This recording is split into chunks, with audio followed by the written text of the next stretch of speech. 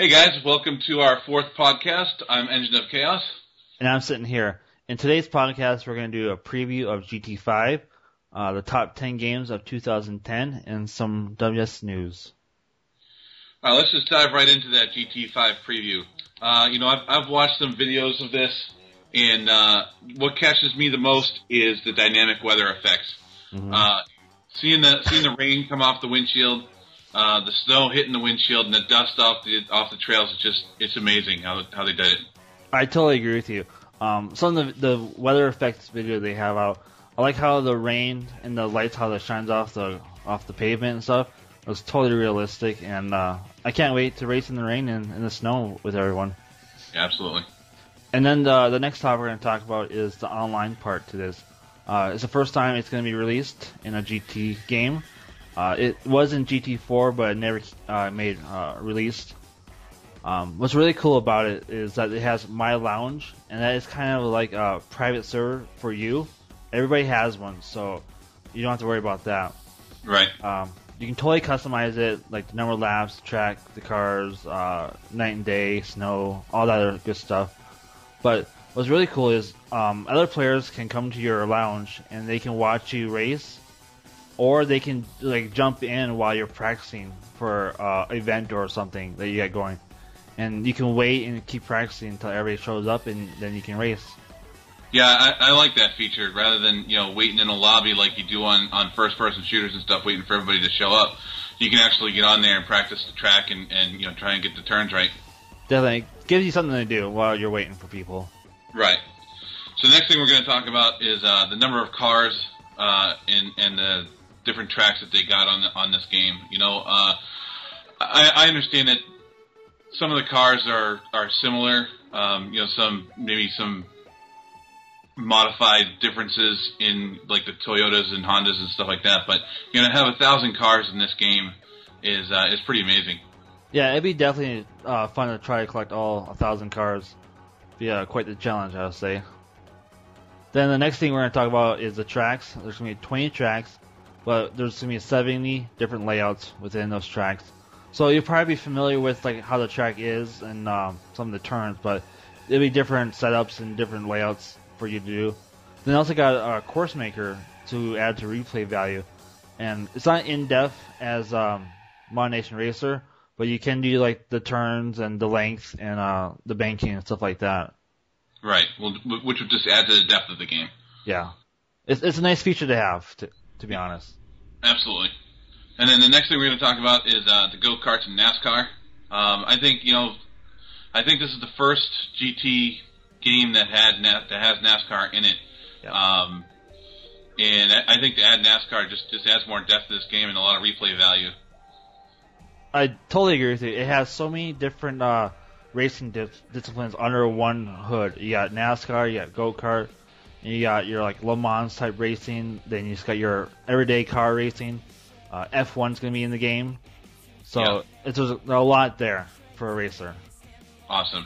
And then the go-karts, I understand that this isn't everybody's cup of tea and stuff like that, but for me it's more of a shits and giggles type of thing, kind of just pick up and hop in those little things and go around the short track, which would be a lot of fun. Yeah, it'd be definitely just the fun to go around high speed ring and just play on a go-kart. It'd be a different view on racing to say. Definitely.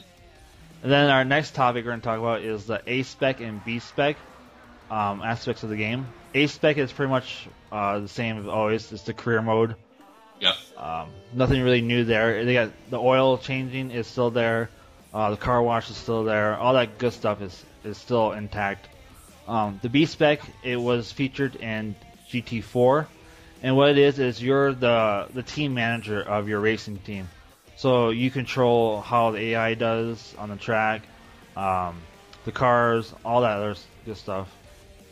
Right. It makes it more of a driving RPG. And it should be really interesting. It should be a lot of fun to try it out. Yeah, it just adds another layer of replay value for the players. Absolutely. And then a brand new thing for the GT series is head tracking. And basically what that is if you have a PSI, it basically tracks your head movement. So if you want to move side to side, you'll see out your side windows. So you can see if it's got another car next to you or if they're going to crash into you. Now, see, this is the first time I heard about this. I think this is a really good idea. It really should be really interesting to see if it works. To be able to look out your side windows and stuff like that, I mean, it'll feel like you're actually in the car. I mean, if you got a GT Pro steering wheel and you're looking around, it's going to be amazing. Oh yeah, it's definitely going to add more to the game. I'm not sure if it's going to be like this in every car or just in the premium cars. So we'll have to see about that. Have to see, absolutely. And the next thing, the last thing we're going to talk about is the game recording. I think this is similar to the Call of Duty Black Ops recording, where you can basically just record your races and see where you messed up and see where you did good. Yeah, I think it's actually going to be like Just Cause 2 game recording. It's where you just you record your gameplay. I think it's up to 10 minutes or so. I'm not too sure. Can't remember. Okay. But then you can upload it to your YouTube account or to your hard drive on your PS3. Oh, but nice. Still, okay. It'd be still fun to have, though. I mean, if you for bragging rights, and he's like, well, and I passed this guy up in the last corner, or if somebody deliberately hits you and crashes you, you can say, hey, dude, way to go. Right, or if you have like an epic, win at towards the end of the race. Yeah, one of those side-by-side finishes. Right.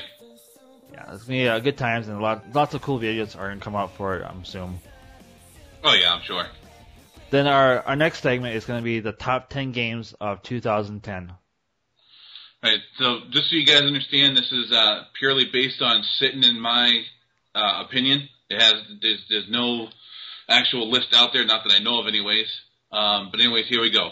At number 10, we decided on Dead Rising 2. Number 9, we thought Final Fantasy 13. Number 8, Medal of Honor. Number 7, Red Dead Redemption. Number 6, God of War 3. Number 5, we picked Castlevania, Lord of Shadows. Number 4, Battlefield Bad Company 2. Number 3, Assassin's Creed, Brotherhood. Number 2, Call of Duty Black Ops. And the number 1 game we thought was best of this year is Gran Turismo 5. Yeah, even though it hasn't come out yet, I don't think anybody can disagree with us that this is going to be the best game of the year. Yeah, definitely. I think a lot of people have been waiting for this game. A lot of racers are really looking forward to this. I'm looking forward to it. It's going to be the best racing game probably of all time. Right, absolutely. So the last thing we're going to talk about to wrap up this podcast is our WSS events that we have going on. I'm sure, as everybody knows by now, we got the Black Tuesday event going on.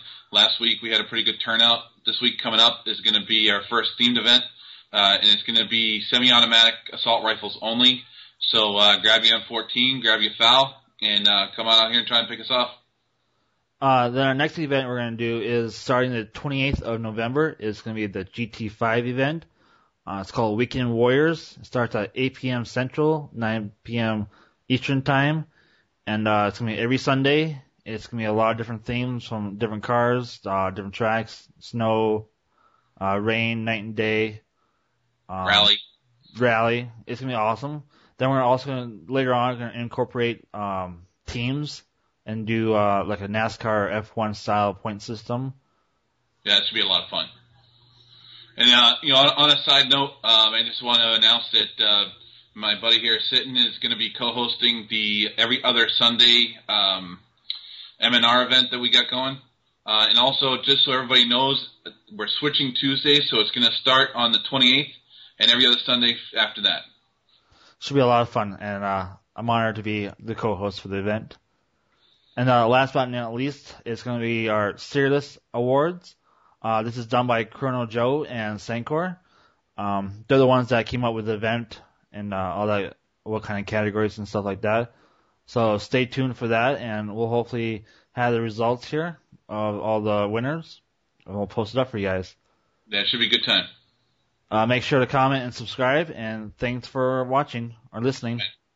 See you later, guys. Take it easy.